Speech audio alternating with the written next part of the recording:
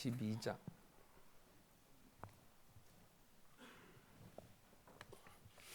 1절로 10절 말씀을 고린도후서 12장 1절로 10절입니다. 무이가나마 내가 부득불 자랑하노니 주의 환상과 계시를 말하리라. 내가 그리스도 안에 있는 한 사람을 아노니 그는 14년 전에 셋째 하늘에 이끌려 간 자라. 그가 몸 안에 있었는지 몸 밖에 있었는지 나는 모르거니와 하나님은 아시느니라.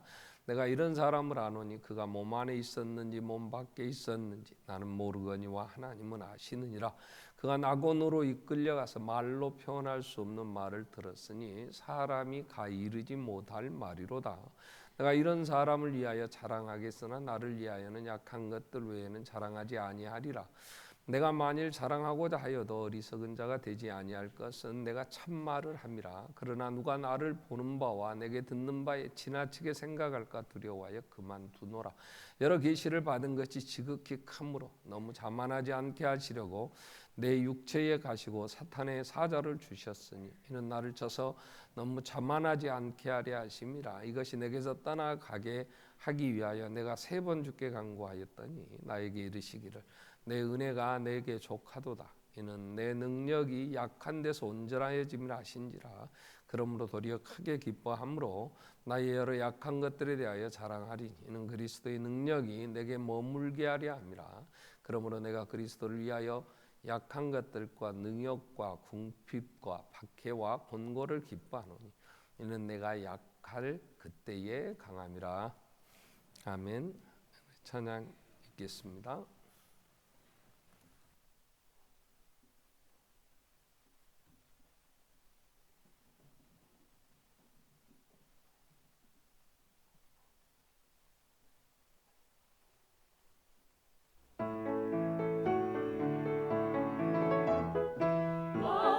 속에 근심 있는 사람 주 예수 앞에 아뢰어라.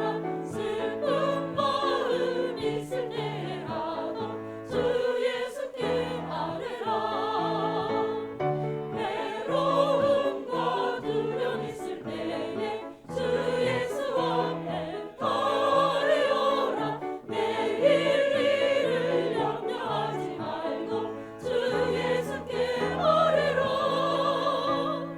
예수 앞에 아뢰어라. 주의 친구네 무엇이나 근심하지 말고 주 예수께 아뢰라. 거신 친구 내게 계시니 나 주 안에 늘 기쁘다. 그 피가 내 대신 쓰셨으니 나 주 안에 늘 기쁘다. 나 주 안에 늘 기쁘다. 나 주 안에 늘 기쁘다. 주 나와 늘 동행하시네. 나 주 안에 늘 기쁘다.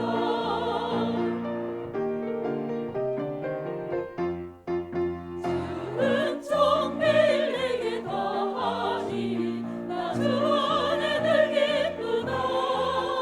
저 악한 죄악에서 지키네. 나 주 안에 늘 기쁘다. 나 주 안에 늘 기쁘다. 나 주 안에 늘 기쁘다.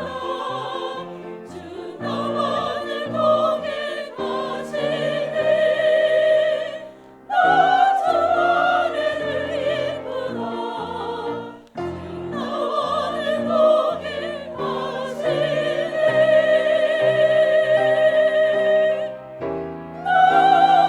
나 주 안에 늘 기쁘다. 늘 기쁘다.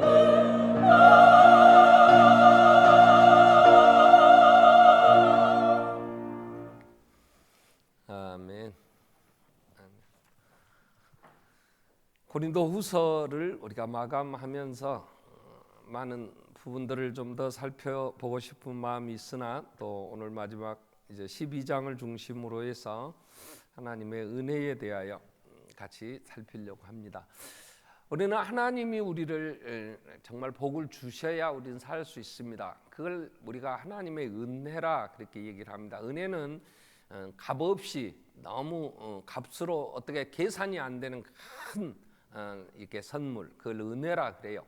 자격이 없는데 이렇게 엄청난 선물을 주시는 걸, 그 은혜라 그러는데요. 자, 우리가 이 땅에 살면서 어느 것 하나 정말 하나님이 은혜로 주시지 않은 게 없고 또 하나님 은혜를 주시지 않으면 우리는 살 수가 없죠. 그래서 하나님이 언제나 우리에게 은혜를 베풀어 주시기를, 하나님 복 주시기를 우리는 늘 기도하고 하나님이 주시는 복으로 우리는 살아야 됩니다. 하나님이 우리에게 언제나 얼굴을 비치시면서 우리에게 복 주시기를 원하시고 그 은혜를 베푸시기를 원하시죠.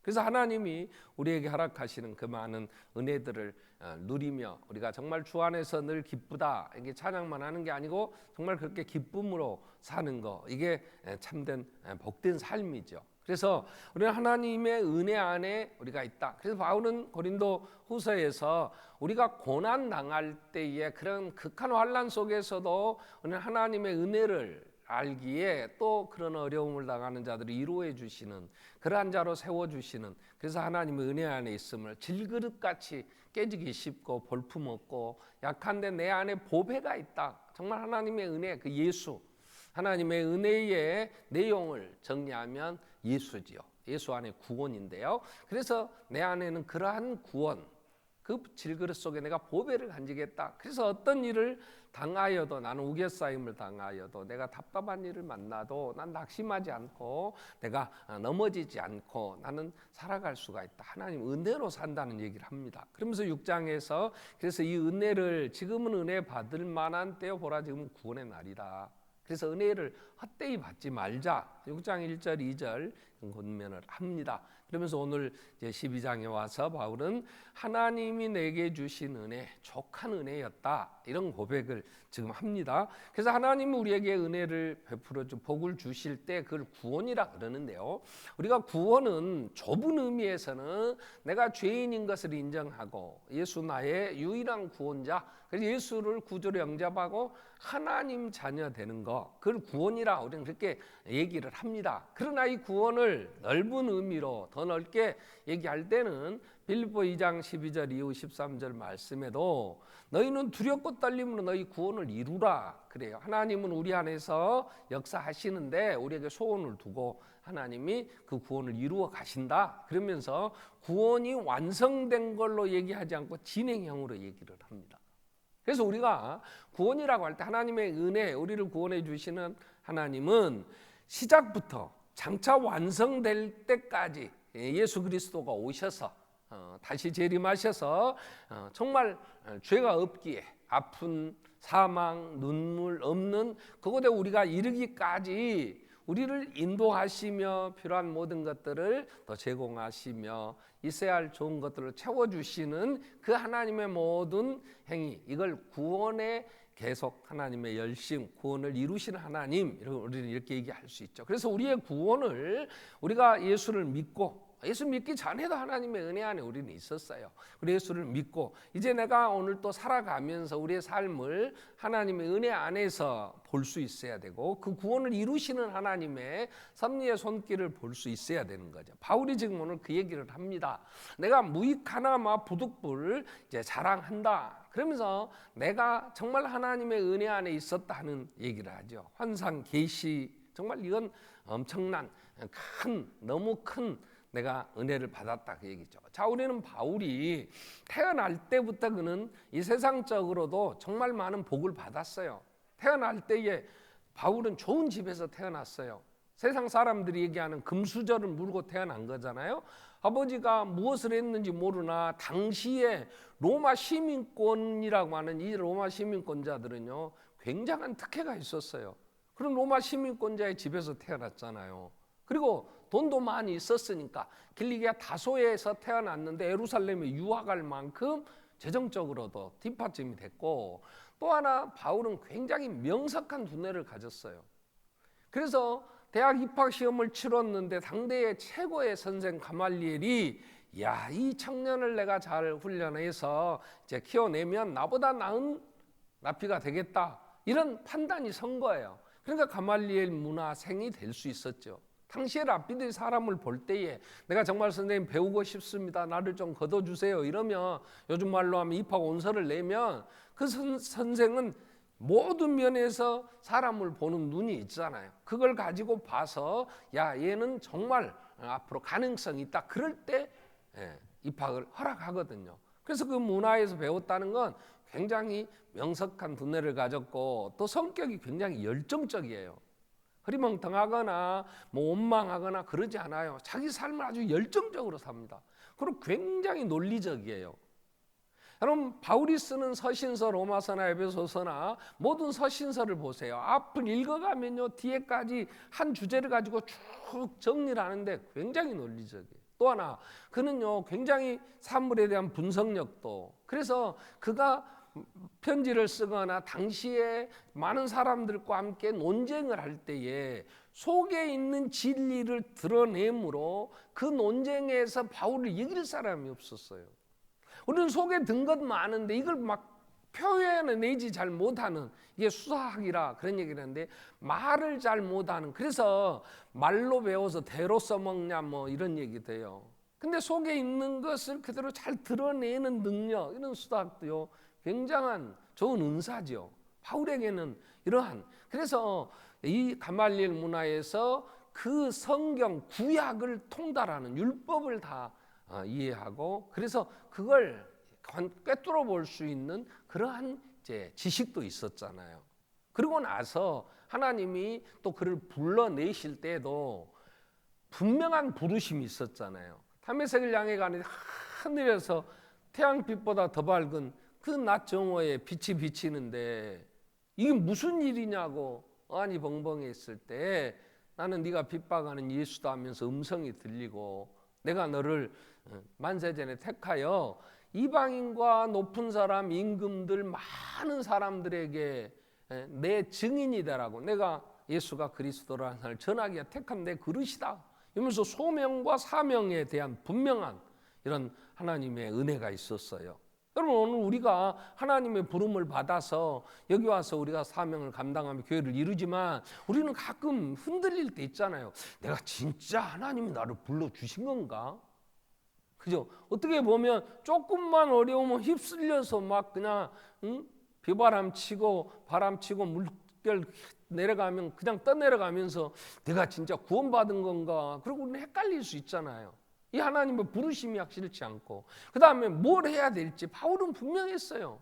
가서 이방의 높은 사람, 임금들, 또 많은 사람들에게 예수 그리스도를 전하라. 그래서 자기는 이방의 사도라고, 유대인에게 베드로가 보냄받은 건 나는 이방의 보냄을 받은 이방의 사도다. 그래서 흔들리지 않고 자기 사명감이 분명했단 말이에요. 근데 우리는 반석교회에 내가 장로가 되고 반석교회 집사가 되고 반석교회를 섬기는 하나님의 사람으로 반석교회를 이루라고 했다는 사명감이 흔들리니까 조금 하면은 그냥 떠나, 나는 이 교회 아니고 난 다른 교회 갈래 뭐 그러면서 또 그 교회 가서 섬기는 게 사명인지는 몰라도 이런 사명에 분명한, 나는 교회에서 내가 하나님의 구역장으로 맡기셨다, 이건 하나님이 주신 사명이다, 그러면 그 사명을 위하여 바울은 그러잖아요. 나는 내게 주신 사명, 곧 은혜의 복음을 증거하는 일을 마치려면 나는 내 생명도 귀한 것을 여기지 않는다. 사명은 생명보다 훨씬 더 높이 위에 있습니다. 죽어도 이 사명은 감당해야 되는 거예요. 이게 사명감이 투철한 사람, 이 하나님의 그 부르심과 하나님이 맡기신 사명을 분명히 아는 사람이죠. 바울은 이러한 분명한 부르심과 사명이 있었고, 또 그는 많은 하나님 은사를 주셨잖아요. 그래서 그동안에 공부한 이 율법을 통하여 그 분석력과 그 명철한 두뇌로 하나님이 보내시겠다는 메시아가 예수 그리스도로구나, 예수가 그리스도구나, 이걸 분명히 안 거야. 하나님의 나라를 이루고 계시면서 완성될 그 나라에 구원자는 예수라는 사실을 바울은 안 거예요. 이거 아는 게 쉽지 않아요. 교회를 다니지만 많은 사람들이 헷갈려가지고 이만희가 구원해 준다고 그거 쫓아가는 사람도 많고, 또 뭐 자기가 뭐 구원자라고 뭐 이상한 선교제가 보면 신사도주의라 요즘 그래갖고 뭐 지가 계시 받는다고 하는 사람들도 많고 그러지만, 바울은 구약을 통해서, 성경을 통해서 예수만이 유일한 구원자, 나는 예수와 십자가는 알지 않기로 작정했다, 자랑할 건 예수와 십자가밖에 없다고 하면서 그 예수 그리스도이심을 분명하게 전했고 완성될 하나님의 나라를 바라보았단 말이에요. 그러면서 또 많은 은사가 있었잖아요. 그에게는 신유의 역사도 있어서 유도고가 죽었는데 붙잡고 기도하니까 죽은 청년이 막 살아납니다. 루스드라에 가서 발도 평생 못 써본 사람들은 안진뱅이를 예수의 이름으로 막 걸어 가라고 하고, 그리고 뭐 무슨 병 들어서 내가 바빠서 못 가면 손수건만 갖다 얹어도 막 다 병들이 낫고 대단했어요. 이건 인간이 아니고 신이라고 할 만큼 막 신격화해서 스스로 험해라고 가서 제사 지내려고까지 했고, 바울에게는 오늘 본문에서는 또 말로 형용할 수 없는, 그가 몸 안에 있었니 몸 밖에 있었는지 모르나니 내가 살았는지 죽었는지 모르는 하나님은 아신다. 내가 셋째 하늘까지 이끌려갔다. 하나님이 나를 그 하늘에 천국을 보게 했다 그 말이에요. 그러면서 4절에 이걸 가히 그가 낙원으로 나를 이끌어 갔는데 그가 낙으로 이끌려가서 말로 할 수 없는 말을 들었다. 요즘 뭐 천국 갔다 왔다고 뭐 어떻게 하다가 막 꿈속에서 봤다는 둥, 뭐 병원에 입원했는데 뭐 전신 마취다 깨어나면서 뭐 천국 봤다고 막 하는 사람들 많아요. 근데 분명한 건 천국을 갔다 온 사람은 현재 말로는 천국을 표현할 길이 없어요. 내가 갔다 온 천국이 이렇더라, 그건 다 거짓말이에요. 왜요? 천국은 인간의 말로 형용할 수가 없어요. 가히 사람이 가히 이르지 못할 말. 가서 뭐라고 바울이 뭐 천국 갔더니 막 잔디가 파란 잔디밭에 막 그렇게 뭐 좋더라. 그럼 잔디를 누가 깎는지 모르겠어요. 하여튼 뭐 이상한 소리 바울은 말로 할 수 없었어. 그러나 분명한 건 그는 그 영광을 본 거야. 주님과 함께 말로 형용할 수 없는 가히 이르지 못할 이야기를 했고 보았고, 그리고 그는 정말 가고 싶었어요. 그곳에 더 이상 이 땅에 있을 마음이 없었어요. 그러나 하나님이 이 땅에서 사명을 아직 감당하라고 하기 때문에 그는 사명에 충성하는, 자, 태어날 때부터 좋은 집안에 태어났어요. 그는 금수저 물고 태어났어요. 정말 공부도 머리도 좋아요. 그래서 그 많은 사람들이 어렵다는 율법도 그냥 꿰뚫어 보았고, 사람들이 볼 때에 또 그에게는 그 좋은, 그가 하나님의 부름을 받을 때에 사람들이 다른 사람은 소리를 못 들었으니까 의심할 수 있을 때 다메섹의 유대인들에게 다 인정받고 그 당대에 가장 믿을 만한 사람 아나니아가 보증을 서주잖아요. 아나니아가 와서 이는 예수 그 증가기하여 하나님이 택한 그릇으로 정말 이는 하나님의 사람이다. 그리고 아나니아가 보증서 주지요. 교회에 들어오려고 할 때에 예루살렘 교회의 가장 권위자라고 하고 정말 많은 사람들에게 인정받는 바나바가 그의 동역자가 되어서 불러서 같이 일하게 되고, 또 그에게는 디모데나 디도나 실라 같은 얼마나 충성된 이런 믿음의 후배자들이 있어서 같이 동역을 하며 사랑하는 내 아들아, 바라볼 때마다 기쁨이 되고 너는 내 심장이다, 너는 오네시모가 돼. 이런 좋은 동역자들이, 사람이 하나님이 주시는 복은요, 좋은 사람을 만나는 거예요. 스승이 있지요. 가말리엘이라는 좋은 선생이 있었지요. 그에게는 좋은 동역자 친구들이 있었잖아요. 아나니아나 이런 또 바나바나, 그에게는 정말 많은 친구들이, 그의 또 믿음의 계보를 이어가 계속해서 사역을 해야 줄 충성된 정말 예수 그리스도 좋은 군사로 하나님께 영광을 돌리는 디모데, 디도, 실라 뭐 이런 정말 많은 후배들이 있었고, 그의 삶에 있어 또 눈까지도 빼줄, 정말 할 수만 있었다면 그 안질에 고생하는 바울을 위하여 눈을 빼주려고 하는 할례 교회들, 교인들이 있었잖아요. 그런 사랑하는 이런 성도들이 그의 기쁨이고 위로가 됐던 데살로니가 교인들이 있었고, 그러니 바울은 하나님 앞에 얼마나 많은 복을 받았어요. 하나님의 은혜가 그에게는 넘치는 거죠. 자, 그런 바울에게 오늘 7절에 하나님께서 여러 계시를 받은 것이 지극히 크므로 하나님께서 내 육체에 가시고 사탄의 사자를 주셨다. 너무 큰 은혜를 받았기 때문에 어떻게 해결할 수 없는 아픔이 있어요. 그에게는 이걸 사단의 사자, 육체의 가시라 그래요. 얼마나 통증이 심하고, 이 가시라는 단어가 말뚝, 그런 말이에요. 말뚝으로 그냥 막 박아버리는 것처럼 고통 가운데. 그래서 그 큰 은혜 안에 있던 그 많은 복을 받은 바울에게 이건 누구도 받지 않았던 그런 아픔이 그에게 있어요. 이게 구체적으로 뭔지 그럼 우리는 여러 가지 질병으로 봐요. 왜? 너무 많이 맞았고 또 너무 많은 고난을 받았으니까 몸의 연약한 육체의 한계에서 내가 갈라디아서 6장 17절에 내가 예수의 흔적을 내 몸에 가졌다 이런 얘기를 하잖아요. 그러니까 그런 어떤 걸로 보지만 너무 고통스러운 거예요. 그래서 3번을 하나님 앞에 기도해요. 8절에 보면 내가 떠나기를, 이 사단의 사자, 이 육체의 가시를 8절에 이것이 내게서 떠나게 해 주십시오 하고 기도를 3번 작정하고 기도했다는 거예요. 뭐 죽은 자 붙잡고 유두고 살릴 때 막 한 3번씩 4번씩 막 기도해서 살아나지 않아요. 그냥 한 번 기도하면 나아요. 그런데 이 아픔이 자기에 있는 사단의 사자 육체의 가시를 제거해 주시기를 간절히 작정하며 3번이나 기도했어요. 그런데 응답은 이렇게 왔어요. 9절에 나에게 이르시기를 내 은혜가, 하나님의 은혜가 너한테 족하다. 이 족하다는 이 단어는 충만한 거야, 이건 풍성한 거야, 완전한 거야, 이런 단어예요. 족하다, 이 단어가. 오늘 우리가 살피는 하나님의 족한 은혜. 아니 병들어서 지금 고통 가운데 막 너무 통증이 심하니까 일하는데도 많은 지장이 있고, 이것 때문에 또 고린도 교인들이 비난하잖아. 지 몸 하나 관리도 못한 게 무한 일을 한다고 그러냐고 옆에서 막 비난하는 사람들이 그런 얘기를 하니까 하나님 이것 좀 어떻게 좀 해결해 주세요. 그러면서 기도를 했더니 하나님의 음성이 이렇게 말씀을 하시는 거예요. 내가 너에게 준 은혜 너한테 충분한 거야. 족하다. 내 능력이, 하나님의 능력이 너의 약한 데서 온전하여 지는 거 아니냐. 그러므로 바울은 도리어 크게 기뻐했다 그랬어요. 자, 여기서 하나님의 족한 은혜, 하나님의 족한 은혜. 자, 바울은 너무 많은 은혜를 받은 거예요. 복을 육적으로나 영적으로나 어느 것 하나 정말 누구도 비교할 수 없을 만큼 큰 복을 받은 사람이기 때문에 누구도 감당할 수 없는 아픔이 그에게 있어요. 근데 이유가 뭐냐 그럴 때 딱 7절에 이렇게 얘기를 해요. 7절에서 그 이유는 여러 계시를 받은 것이 지극히 크므로 너무 자만하지 않게 하시려고 내 육체에 가시고 사탄의 사자를 주셨으니 나를 쳐서 너무 자만하지 않게 하려 하십니다. 이 자만이라는 게 신약에 딱 3번 정도 나옵니다. 이 단어가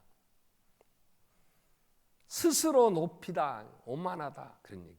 자, 여기서 우리는 하나 중요한 원리 하나를 찾고 갈 수 있는 게요, 사람이요 자기 분수에 진하게 복을 받으면요 사람은 교만해집니다.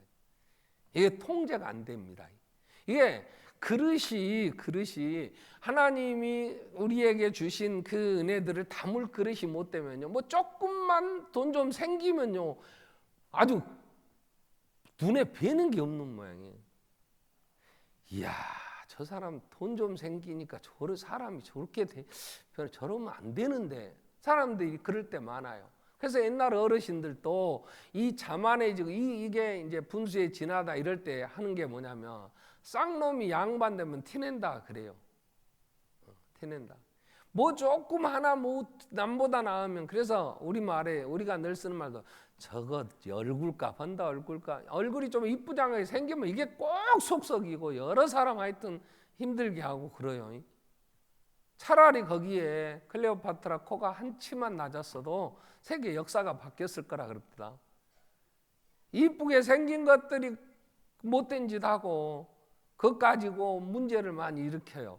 그러니 사람이 하나님이 복을 주시면 이 복을 감당이 안 되고 누리지 못하면 여러 사람이 하는 거예요. 하나님은 이 바울 안에 너무 많은 복을 주셨으니까 이 자만을 보시는 거예요. 사람은 그럴 수밖에 없는 존재거든. 여러분 다윗을 보세요. 다윗은 승승장구했어요. 가는 데마다 하나님이 함께 하시는, 거치는 자가 없었어요. 그랬더니 그가 어떻게 됩니까? 사명감을 잃어버렸어요. 군인들이 전쟁하러 갈 때 자기는 늦지막하게 일어나서, 그리고 가장 절친이고 정말 없어서는 안 될 아히도벨, 자기의 모든 정책을 같이 결정하고 의논하는 이 자기의 모사가 된 아히도벨의 손녀 밧세바를, 그 남편이 햇사람 우리아 얼마나 충성됐어요. 다윗 왕국의 37명의 장수 가운데 하나였고, 그렇게 충성된 우리야를 죽이면서까지 누구나 주어진 은혜 이걸 누리지 못하면 교만해져 가지고 지가 하나님인 줄 안다. 이래서 넘어졌던 우리는 모습들을 보잖아요. 베드로를 보세요. 베드로는 12제자 중에서도 특별하게 많은 은혜를 받은 사람입니다. 12제자 중에 무리를 걸어본 사람이 누가 있어요? 베드로는 걸었어요. 이건 인간의 물리적으로 이해할 수 없는 일을, 또 변화산에 올라갈 때도 베드로, 요한, 야고보만 데리고 가요. 나머지 제자들은 밑에서 귀신 하나 못 쫓아내고 비웃음거리가 되고 고생하고 있을 때, 그 변화된 주님의 모습을 보고 여기 있는 것이 좋사오니 내가 초막셋을 짓겠습니다.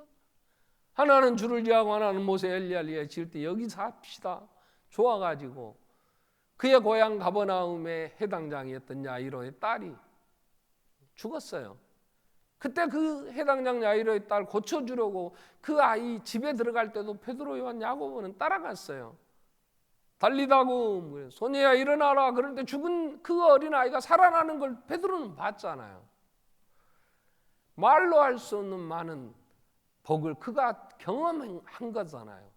그런데 어떻게 됩니까? 예수님이 십자가를 질 때에 그 어린 계집 종이 네 말투가 갈릴리 말투고, 너 길을 잘라본 말고가 우리 친척인데 너 그때 같이 있었고 너 예수당 아니냐, 너 예수 따라다닌 사람 아니냐. 그랬을 때 베드로가 이 죽일년 내가 그 예수 그놈을 어떻게 알아? 그러면서 예수 저주하고 맹세하면서까지 모른다고 부인하고. 여러분, 우리는 만물보다 거짓되고 부패한 인간의 마음이요 누가 능히 이를 알려마는, 에레미야 17장에서 에레미야는 사람의 마음이 얼마나 부패되었는가 하는 얘기를 하는 거죠. 그렇기 때문에 우리는 내가 하나님의 은혜로 사는데 그걸 하나님이 주신 은혜라고 하나님께 영광 돌리기보다는 하나님이 조금 잘 복을 주어 세워주면 지가 잘난 줄 알아요. 이게 세상의 사람들의 삶이라고. 우리는 다니엘서를 보세요. 그 느부갓네살이 바빌로니아 문명을 이루는 그 느부갓네살이 승승장구했어요. 주위의 나라들을 다. 그래서 제국을 건설하잖아요. 그때 뭐라고 한 게, 이야, 내가 잘났어. 내가 이만한 왕궁을 이루었구나. 옥상에 거닐면서 이야, 정말 내가 똑똑한 거야. 그랬을 때 하나님이 그 꼭지 한번 돌려놓으니까 이 잘났다고 생각했던 이 왕이 나는 짐승이야. 들에 나가서 이슬 맞아가면서 풀 뜯어먹으면서 7대를 보내는, 미쳤어. 이건 인간이 아니야. 손 발톱이 막 독수리 발톱처럼 흙을 긁어가며 짐승처럼 살 때 하나님이 다시 그걸 돌려놓으니까 정신이 들어가지고 이게 내게 있는 게 아니고 하나님께서 원하는 자에게 세워 쓰시는 거로구나. 그리고 그가 고백하는 걸 우리는 다니엘 2장 이후의 말씀에서도 볼 수 있는 것처럼 인간은 뭐가 좀 되면 교만해집니다. 그러면 하나님이 보실 때 하나님의 사랑하는 자녀가 하나님의 자리, 자만이라는 것이요 하나님 자리를 차지한 거예요. 내가 내 능력으로, 이건 능력은 하나님께 있는 거지 우리에게는 없어요. 인간에게는 머리털 하나도 이고 건기할 능력이 없다니까요. 비가 오는 것도 하나님은 악인과 선인에게 똑같이 햇빛을 내려쬐 주시고 비도 주시고, 아니 명절 추석에 애들은 왔다 갔다 해야 되는데 비는 왜 그렇게 계속 오는 거요? 왜 차가 가다 전봇대를 받아 그러? 그러나 우리는 그거 하나 할 능력이 없어요. 능력이 없다니까. 하나님께서 우리에게 은혜를 베풀어 주시지 않으면 우리는 머리털 하나도 이고 공개할 능력이 없는데 내가 했다고, 내가 이룬다면 그건 하나님 자리를 차지하는 거지. 세상은 그렇게 해서 멸망당하고 지옥 갈 하나님의 심판 아래 있는 자들에게는 하나님이 묵인하고 내버려 두시지만 왜 때가 되면 하나님이 다 제거하실. 그러나 하나님의 사람들은 그러면 안 되기 때문에 오늘 바울에게는 자만하지 않게 하시려고 육체의 가시가 있었다. 그러면서 그 가시 주신 것을 그 고통 가운데 있는 바울에게 네 은혜가 족하다. 내가 너한테 준 은혜 너한테는 충분한 거야. 이 얘기예요. 여러분 살면서 아픔이 있죠. 야, 내가 조금만 더 영리했으면 좋았을 것 같아. 아멘. 아유, 돈이 조금만 더 있어. 아파트 2채만 있었으면 좋겠어. 한 채는 내가 살고 한 채는 비상금으로 모아놓고. 아멘. 아멘. 속에서만 아멘 하지. 아, 내가 조금만 키가 더 컸으면 조금만 컸어. 그러면 김병만이는 없어요. 정글의 법칙은 안 나옵니다. 그럼 키가 적으니까 악착같이 그거 해갖고 하늘도 날고 땅 물속도 기어다니고 손으로 고기 잡고 그래서 먹고 살지. 그 키가 조금만 더 컸어 봐. 걔 친구가 가장 친한 친구가 이수근 아니요. 둘이 새방에서 뱃속에서 막 똥물 넘어오도록 가난히 쩔어갖고 살 때 그 사람들이 뭘 했대요?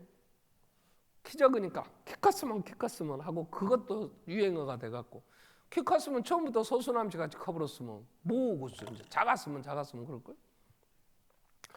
하나님이 우리에게 주신 것 조금만 더 있었으면 좋겠다고 우리는 생각하고 고난이 고통이 올 때에 우리는 어떻게 생각하냐? 너무 원망스러운 거 너무 힘들어. 누가 나한테 말뚝을 박아서 내 마음에 상처를 줬는데 전혀 너는 내가 죽을 때까지 진짜 하여튼 너는 내가 네 앞에서는 내가 한 번 소리를 지를 거야. 너 두고 봐라. 아무리 짓밟고 한 번 소리를 치려고 해도 뭐가 돼야 소리를 치지. 저거 전혀 내가 죽기 전에 저거 온수가 아파야 되는데 잠 못 자면서 이를 앙당 물어도 안 되는 걸 어떻게 하냐. 그랬으면 좋겠지. 근데 오늘 하나님의 족한 은혜는 바울이 뭐라 하냐면 그 은혜가 나는 너무 기쁘다. 중요한 단어가요. 9절에 보면 나에게 하나님이 이르시기를 내 기도의 응답이 벤겔이라는 신학자는요 3번을 기도한 바울에게 하나님이 내 은혜가 족하다 이건 친절한 거절이다 이런 표현을 썼어요. 하나님이 친절하게 아니야 안 돼 안 해준다는 거예요. 영원토록 평생은 안 해줘. 죽은 다음에는 아마 끝났겠죠. 그죠? 왜? 죽을 때까지 이제는 깨달아 아니까 그래 걷어줘. 그래도 안 돼. 왜? 그러면 또 자만해지니까. 인간은 그러니까. 그래서 평생의 이 고난을 끌고 가는데 바울의 여기에 대한 반응이 어떻게 나오냐면 내 은혜가 족하다. 내 능력이 약한 데서 온전해짐을 하신지라 그러므로 도리어 어떻게 했다고? 크게 기뻐했어요. 바울은 아버지 나 같은 것을 이 자리에 설 수 있도록 이 고통을 주시니 감사합니다. 이게 족한 은혜에 대한 반응이에요. 너무 거울을 봐도 못생겼어. 아버지 감사합니다. 아멘. 그러니까 오늘 와서 하는 거 아니야. 추석 뒷날 찬양대라도 잘났어 봐. 어느 남자가 책을 것 같아. 가만히 놔뒀겠냐. 아멘. 아우 볼수록 다른 데 보고 싶어. 그래도 아멘. 갈래도 갈 돈이 없어. 아멘. 돈 있는 것들 오늘 또 하나. 아우 나는 돈 쓰러 다녀. 돈이 부르고 돈 쓰라고 그러니까 내가 모아서 이 연휴에 쓰려고 모았는데 그러고 쓰고 돌아다녀. 또 쓰다가 아팠어. 없어. 쓸래도 먹고 죽을라도 돈이 없어. 아멘. 크게 기뻐. 왜? 내가 하나님 자리 안 차지하니까. 아멘. 아멘이 될 때까지 여러분 그건 안 떠납니다. 아멘이 될 때까지. 그래서 바울이 크게 기뻐할 수 있는 건 저는 2가지라고 봐요. 하나는 하나님의 존재를 알아. 하나님의 그 본질을 알아.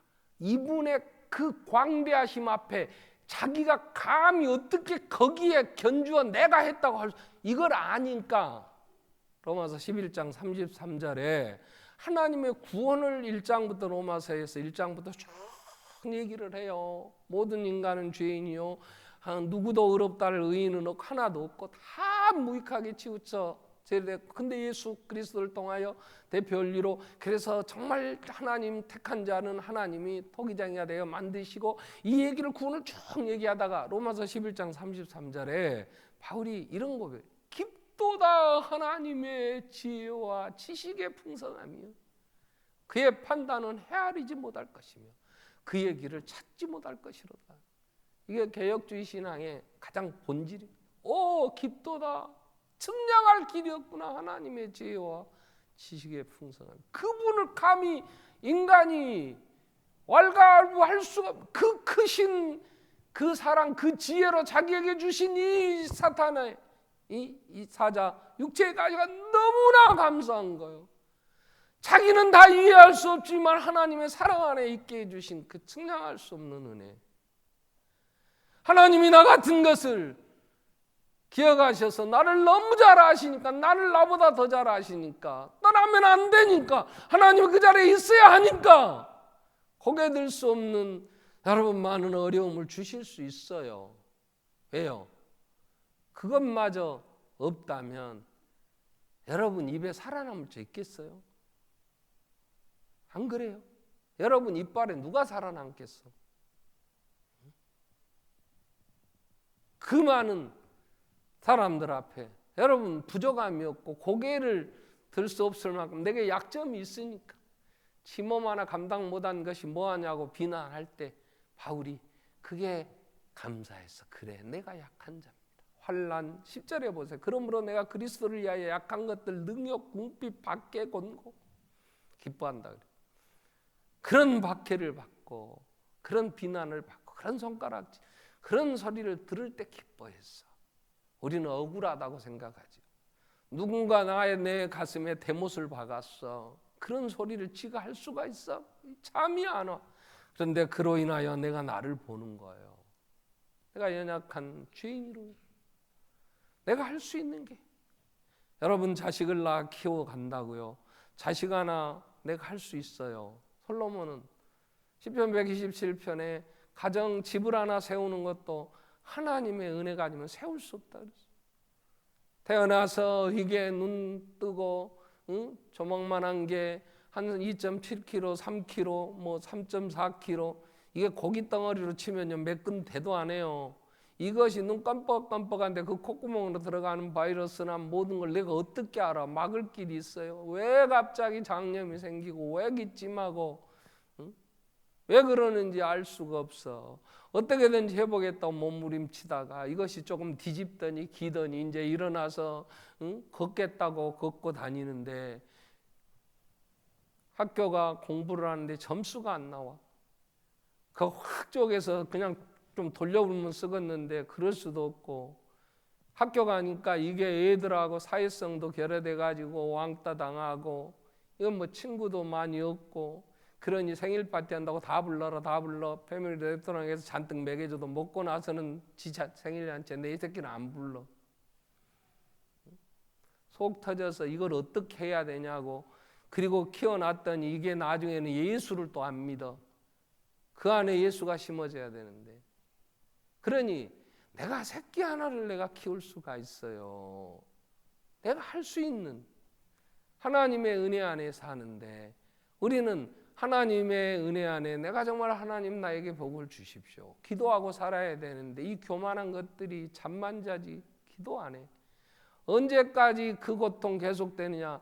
나는 분명하게 내가 애언 아닌 애언을 한마디 한다면 새벽에 눈을 떴더니 교회와 엎드려 있을 때까지 갑니다. 아멘. 하나님의 자식이라면 바울은 쉬지 말고 기도해. 하나님의 그 광대하심을 알면 그 앞에 무릎 꿇게 돼 있어요. 아버지 먼지만도 못한 것 정말 풀면 어디 하나 찾을 수 없는데 전능하신 아버지 무능한 인간에게 전지하신 하나님 미련하게 지혜를 구합니다. 하나님 은혜를 베풀어 주세요. 시대를 봐야 되겠고 그 심령 속에 무엇이 있어야 될 것인가를 봐야 되는데 보이지 않을 때 같이 싸우며 그 아이를 붙잡고 같이 악쓰고 몸부림칠 겁니까? 하나님이 지혜를 주시고 필요한 은사를 주셔야 감당이 되지. 이 세상에 이 많은 죄인들 더불어 사는데 어떻게 믿음을 지켜나갈 것이며 어떻게 바울이 그러한 사단의 사자 육체의 가시가 있을 때 크게 기뻐하는 건 하나님을 알 때 하나님이 강해. 또 하나 바울은 부활을 아니까 부활의 그 영광을 보았고 체험했고 말로 형용할 수 없는 낙원에 이끌려갔어. 그랬더니 이 세상의 삶은 들에 핀 풀의 꽃 같았어. 꽃은 시들고 푸른 마를 수밖에 없는 이 세상의 것이 그 무엇이 그에게 영원한 것이 있으며 무엇이 그에게 생명일 수 있으며 가치 있는 게 있었겠어요?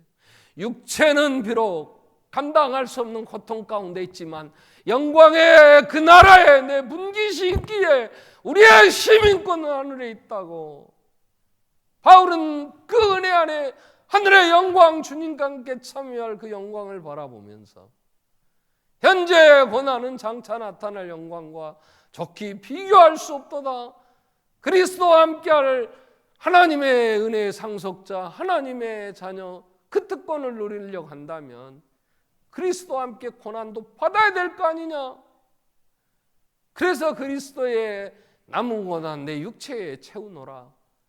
아픔은 그에게 아픔이 되지 않았어요. 도리어 그 영광을 바라보며 이 땅에 붙어있는 마음들을 다 제거하고 세상에서 떠날 준비하는 계기가 되기 때문에 그는 크게 기뻐할 수 있었단 말이에요. 그렇게 세상에 더 살아야 되겠어요? 그렇게 못 먹어봐서 억울합니까? 하나님의 나라의 백성이 돼서 세상 썩어질 거 시들고 마를 수밖에 없는 세상 영광이 그렇게 억울해요? 그건 나한테 뺏어갔다고 그렇게 온수져야 됩니까? 대접 안 해줬다고 그 사람을 철천지 온수로 용서가 안 되고 그것 때문에 잠 못 자며 끙끙 앓으며 평생을 나의 상처를 내며 살아야 되냔 말이에요. 무엇이 영원한 게 있겠어요? 주님 다시 오셔서 이루실 부활의 그 세계에 이 땅에 무슨 영광이 영원하다고, 무슨 이름을 얻겠다고. 바울은 중요한 얘기를 6절에 합니다. 그가 뭐라고 합니까?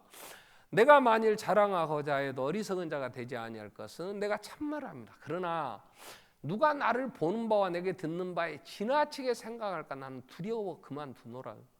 사람은요 뭐 조금만 되면 간증한다고 돌아다녀요. 막 지가 능력의 종, 능력이 하나님이지 종놈이 무슨 능력이 있어요? 불의 사자, 불은 성령의 역사하심이지 지가 무슨 불을 끄집어냅니까? 지가 뭐나 막 한 것처럼 내가 능력이 있어. 돈을 하나님이 재물 얻을 능력 주신 거지. 이게 하나님 주신 거고 지가 잘나선 줄 알고 교만하기 짝이 없고 하나님 앞에서 얼마나 사람들 앞에 또 얼마나 무시하고 그래. 무엇이 영원한 것이 있으며 무엇 하나 하나님의 은혜 아닌 게 어디 있으며 부활의 영광 하나님 그 자리에 정말 영광을 돌려드려야 되고 죄인인 걸 알기에 내가 뭔 얘기를 못 말할 수 없는 능력 그 나타난 얘기들 성령님의 역사하심으로 그가 병 고치고 했던 얘기하면 얼마나 하겠어요. 천국에 간 얘기 막 뻥쳐서 한번 소설을 쓰지. 그러면 어떻게 생각하겠어요? 그래서 바울은 내가 지나치게 생각할까 봐 나를 신격하려고 할 때 막 가슴을 치며 옷을 찢으며 이러지 말라고. 그래서 내가 얼마나 뜯어 말렸어요. 그래서 그렇게 할까 봐 나를 내 본질상 죄인이요 예수 아니면 구원받을 수 없는 자인데 내가 무슨 대단한 사람이 된 줄 알고 그렇게 생각할까 봐 나 그만둔다. 여러분 우리는 부활의 소망 가운데 주님 영광 위에 살고 그 나라를 바라본다면 이 땅에 그 무엇이 영원한 것이 있으며 그 무엇이 우리에게 생명일 수 있겠냔 말이에요. 오직 그 영광에 참여하게 해주신 부활의 영광에 참여할 수 있다는 게 얼마나 큰 은혜고 하나님이 우리에게 주신 이 귀한 복. 바울은 하나님의 광대하심을 알아요. 그로 인하여 다시 오실 주님 그 영광의 그 나라를 그는 알기에 저는 한국에 정말 신앙인 중에 존경하는 분들이 몇 분 계시지만 제 마음에 참 존경하는 분 한 분이 계세요. 그분이 정금모라고 하는 그 정금모 장로님. 얼굴도 참 은혜스럽게 생기셨어요. 근데 이분이요 경기 중학교를 수석 입학합니다. 경기 고등학교를 수석 입학해요. 저보다 나이가 많으신가 그때의 한국의 수재들은 잘났으면 서울대 가기 전에 경기 중 경기고 강주나 호남 쪽에 좀 하면 서중 일고 다는 것 같지만 수석으로 경기고등학교 1학년 때 배울 것이 없어요. 그러니까 경기고등학교 1학년 때 서울대 물리대에 차석으로 입학을 합니다. 그래가지고 서울대 물리대에 가서 공부할 것이 많이 없어요. 그래서 이분이 미국에 이제 주립대 이제 그 대학으로 미시간 주립대에 이제 입학이 돼가지고 석사 과정은 하지도 않아요. 그리고 박사 과정으로 바로 왔는데 박사 과정을 2년 6개월 만에 마쳐요. 24살에 플로리다 대학의 조교수가 됩니다. 거기서 워낙 이제 인정이 되니까 뉴욕 공대에서 교수로, 그때 한국의 두뇌들을 한국으로 불러들이자, 이게 박정희 씨가 했던 이제 일들이었어요. 그때에 카이스트 설립자로 한국에 있는 나가 있는 이 한국의 인재들을 불러오자 했을 때 이제 부름 받아서 한국에 돌아 36살에 카이스트 설립을 합니다. 그때까지 예수를 몰라요. 근데 이분이 결혼해서 아들을 낳았는데 아들이 신장이 망가져. 신장이, 어린 애가 신장 기능이 안 돼. 그럼 막 투석해야 되고. 그러니까 그래서 아버지가 신장을 하나 떼서 아들에게 이식을 했어요. 신장 이식. 근데도 이 아이가 10살에 죽어요. 36살에. 그때 예수를 믿어요.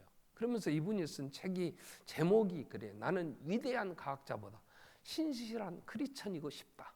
제목이 위대한 과학자, 그게 아닌 크리스천, 신실한 크리스천이고 싶다. 그러면서 나는 내 아버지에게 공부 잘하는 것으로 효도를 했는데 내 아들은 나보다 훨씬 큰 효자였습니다. 10살에 죽은 아들을 그렇게 얘기해요.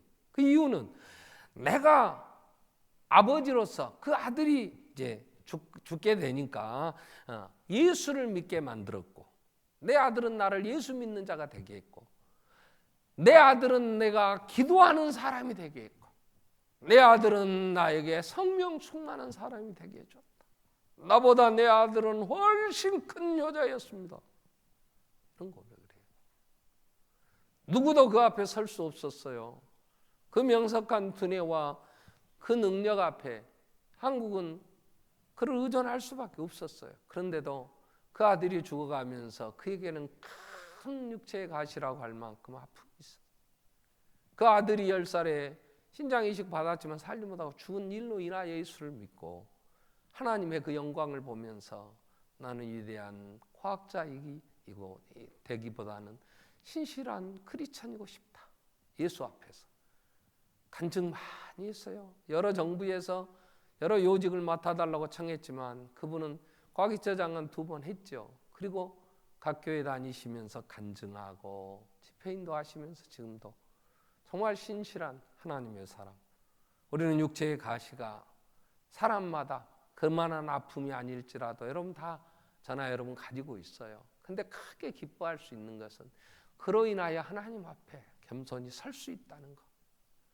그로 인하여 부활의 그 영광의 나라에 내가 갈 수 있다는 사실 앞에 바울이 크게 기뻐하는 것처럼 우리는 기뻐하며 감사하며 가야지.